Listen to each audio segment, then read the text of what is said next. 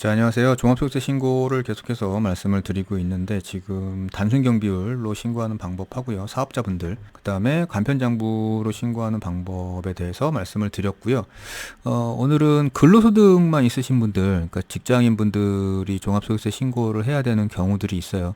그러니까 기존에는 뭐 근로소득이 있으셔도 사업소득과 근로소득이 함께 있으신 분들에 대해서 예를 들어 드렸는데 오늘은 근로소득만 있는 경우에 대해서 종합소득세 신고를 어떻게 하는지를 말씀을 좀 드려볼게요. 일단 오늘은 제가 쉬는 날이라 좀 편하게 있고서는 녹음을 하는 거라 화면에서는 좀 사라지겠습니다. 근로소득만 있으신 직장인들이 종소세 신고하신 일은 별로 없죠. 거의 없을걸요.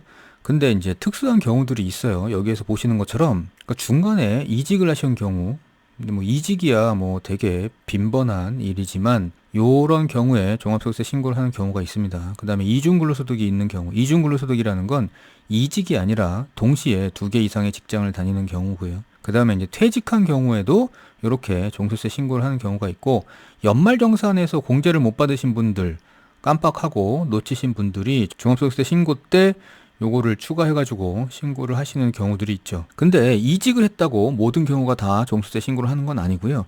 이 경우에는 원칙적으로는 현 직장에서 전 직장 것까지 합산해서 연말정산을 하게 되고, 그렇게 연말정산을 하면 뭐 굳이 종합소득세 신고를 안 해도 되는데, 이때는 뭐냐면 현 직장에서 전 직장 소득을 합산해서 연말정산을 안 한 경우예요. 이러다 보니까 소득 자체가 현 직장 거 하나, 그 다음에 전 직장 거 하나가 별도로 잡혀져 있는 거죠. 그래서 이거를 합산해가지고 종합소득세 신고를 하라는 겁니다. 그러니까 이렇게 되면 세금이 조금 더 올라가는 경우가 더 많습니다. 이중근로소득의 경우에도 원칙적으로는 한 개 직장에서 합산해가지고 연말정산을 하면 그냥 그걸로 끝나는데, 이렇게 종합소득세 신고를 하라는 건 2개 이상 직장이 각각 별도로 연말정산을 해버린 경우죠. 그러면 이걸 합산해가지고 다시 연말정산을 하라는 얘기고, 퇴사한 경우에는 그 보통 퇴사하실 때 중도퇴사자 정산을 하기 때문에 그걸로 끝나요. 연말정산처럼. 근데 이제 대부분의 경우 퇴직할 때는 공제 항목을 별로 적용을 많이 안 시킵니다. 그래서 이런 경우 종합소득세 신고를 하게 되면 환급이 발생할 확률이 높아요. 그 다음에 이제 연말정산에서 그 공제 항목을 누락하는 경우, 그러니까 이런 경우도 환급이 더 발생할 확률이 있죠.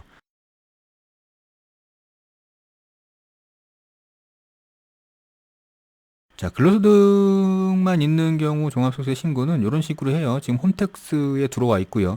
위에 세금 신고 메뉴 중에서 왼쪽에 종합소득세에 보시면 이렇게 뭐 여러 가지 메뉴들이 있는데, 근로소득 신고로 들어가시면 여기가 지금 종합소득세 신고 메인이거든요.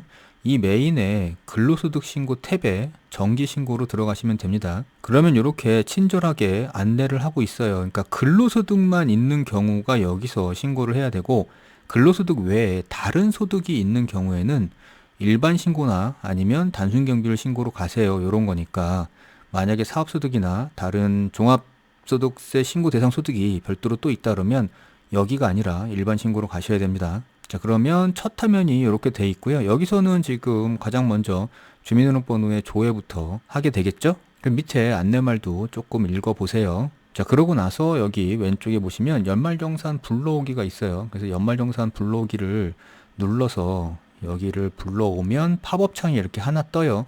근데 이제 여기서 조심하셔야 되는 거는, 지금 보시면 여기에 그 내가 다녔던 직장이 한 군데였으면 이런 식으로 한 군데만 뜨는데, 2군데 이상이었다 그러면 여기에 이제 몇 줄이 뜨겠죠. 그러니까 이런 식으로 뜨는 겁니다. 그러니까 이거는 지금 그 이중근로소득 혹은 합산하지 않은 각각 전 직장, 현 직장 뭐 이렇게 나눠져 있을 때 별도로 이렇게 뜨는 거고요. 이게 체크박스가 하나에다가 2개 이상의 사업장이 들어와 있다는 건 합산해서 신고를 했다는 거고요.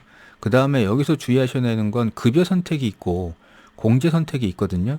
그래서 합산하지 않은 소득은 급여 선택에서 모두 체크를 해 주셔야 되고요.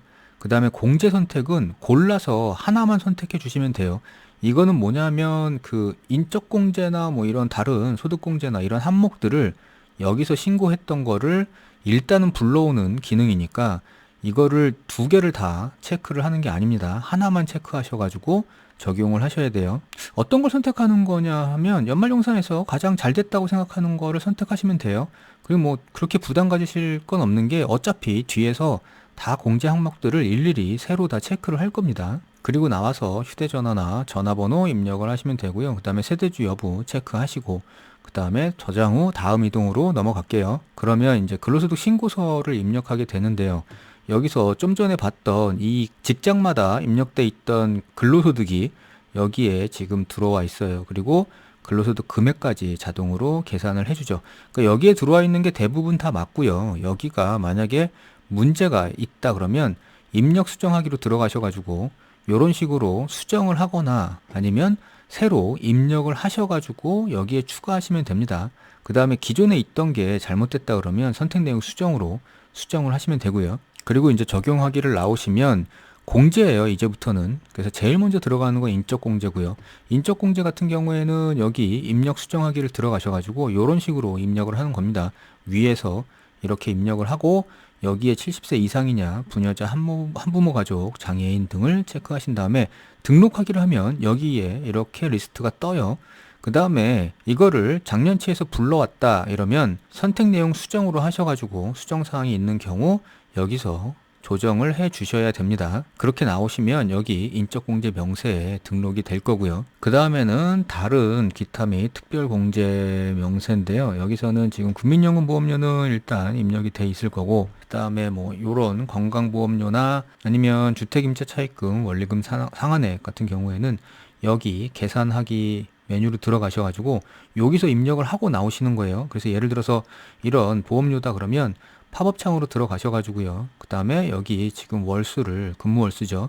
월수를 선택하신 다음에 여기서 적용하기로 나오셔서 이렇게 적용을 표시하는 겁니다. 다른 사항들도 마찬가지고요. 아래에 지금 뭐 소득공제, 세액공제 모두 다 이렇게 계산하기를 이용해가지고 입력을 하시면 돼요. 그 다음에 이제 그 밖의 소득공제인데 여기서 지금 주로 들어가는 건 이거죠. 신용카드, 현금 영수증 등 사용액. 그러니까 신용카드 소득공제를 말하는 거고요. 여기도 역시 계산하기를 들어가셔가지고 근무한 월수를 체크한 다음에 불러오신 후에 밑에 계산하기 한번 누르고 적용하기로 나오시면 돼요. 그러면 여기에 이렇게 표시가 될 건데 지금 표시가 안 되는 이유는 그 신용카드 소득공제는 한도 규정이 있잖아요. 그러니까 뭐 연봉의 25% 이상 사용분에 다시 25%냐, 30%냐, 40%냐 뭐 이렇게 들어가니까 그렇게 사용 금액이 안 됐다는 거죠. 그러니까 이런 식으로 입력을 하시면 되고요.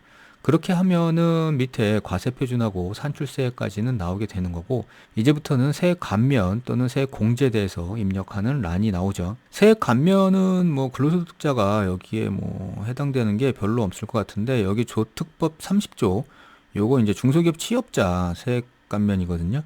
그러니까 우리 잘 아시다시피 청년층이나 고령층, 그 다음에 경력 단절 여성, 그리고 장애인 뭐 이런 경우에는 세액 감면을 해주는 경우가 있으니까 거기에 해당이 되신다면 그 감면액을 여기다가 적어주시면 되고요. 그 다음에는 이제 뭐 세액 공제란이 나오죠.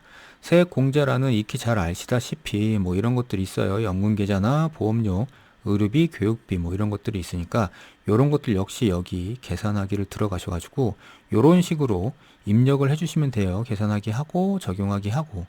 그리고 나오시면 됩니다. 그거는 뭐 의료비나 교육비 다른 항목들도 마찬가지고요. 그 다음에 연금계좌 세액공제 있거든요. 그 연금계좌 세액공제도 역시 불러오기로 해가지고 이거를 입력하면 되는데, 누차 말씀드렸다시피 연금계좌 같은 경우에는 여기서 지금 연말정산에서 세액공제를 받아버리면 나중에 세금을 내야 되는 거고요.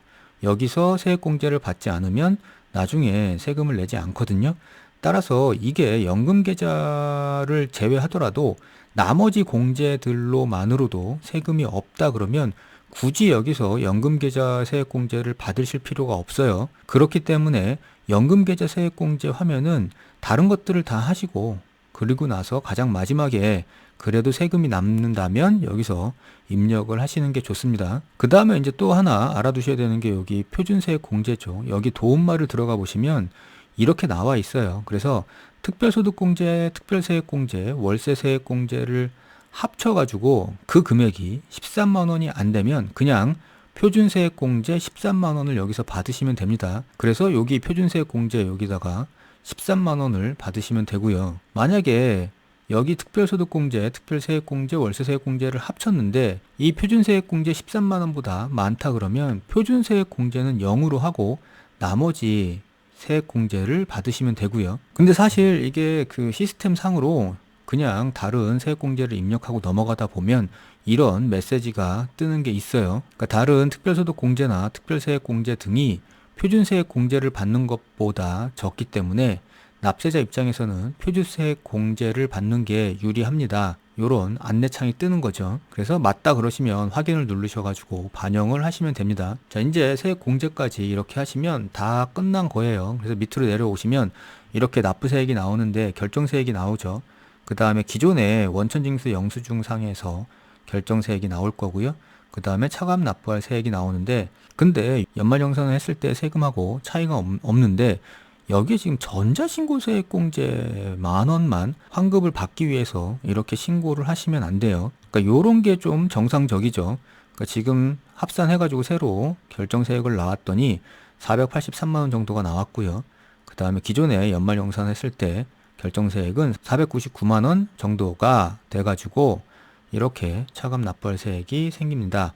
뭐 이런 거고요. 여기 지금 마이너스는 당연히 환급일 테니까 환급은 여기 환급 계좌를 작성을 해 주셔야 됩니다. 그리고 나서 이제 제출 화면으로 넘어가셔 가지고요. 그 다음에 뭐 상세 내역이 필요하다 그러면 여기서 펼치기로 한번 확인을 하신 다음에 신고서 제출하기 하면은 일단 근로소득만 있으신 분들의 종합소득세 신고는 끝이 나요.